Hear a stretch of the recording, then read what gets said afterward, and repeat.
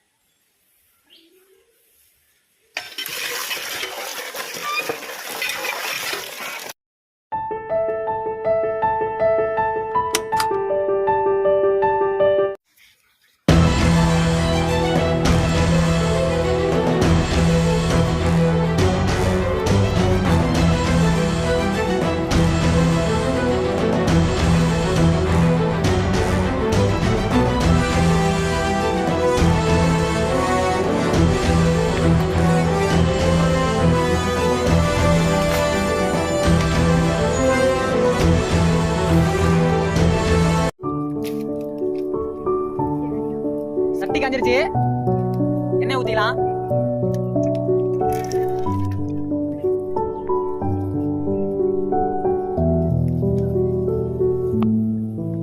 சீரகம் போட்டுக்கலாம்,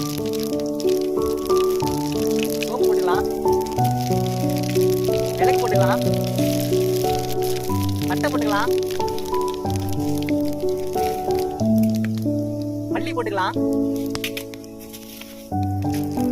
கல்பாசி போட்டுக்கலாம், கருவேப்பிலை போட்டுக்கலாம், தேங்காய் வதக்கிக்கலாம்.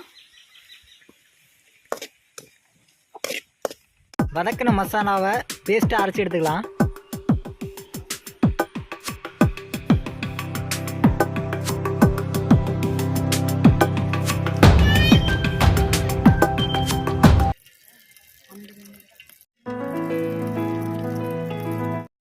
சோம்பு போட்டுக்கலாம்.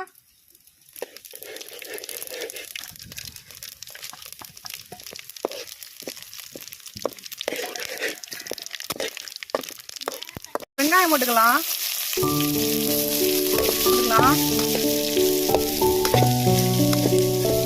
நல்லா பொன்னிறமா வதக்கிக்கலாம்.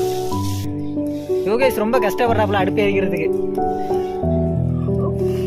புகையா உங்களால ஊத முடியல, நல்லா பிளேட் வச்சு இப்படி விசிறி விட்டுக்கலாம். அப்பதான் நல்லா அடுப்பு எரியும். இந்த டெக்னிக்கை நீங்க ஃபாலோ பண்ணவே இல்லை நேரமா.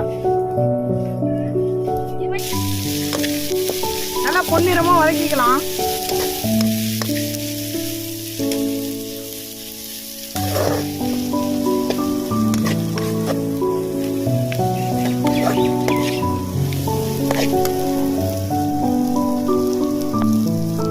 பொன்னிறமா வதங்கிட்டு அதுக்கப்புறம் இஞ்சி பூண்டு பேஸ்ட் போட்டுக்கலாம்.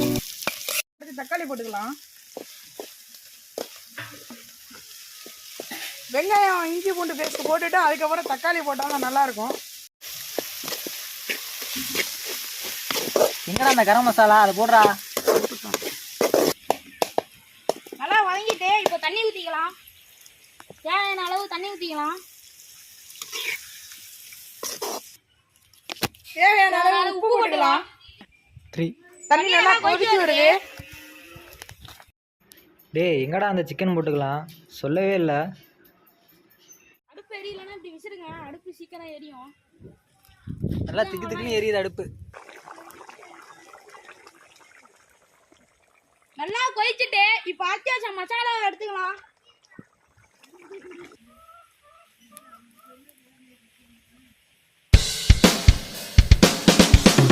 நல்லா கலக்கிக்கலாம்.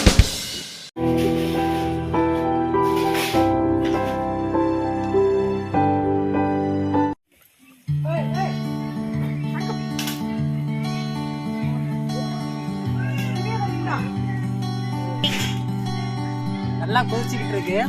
கொத்தமல்லியை போட்டு இறக்கிடலாம்.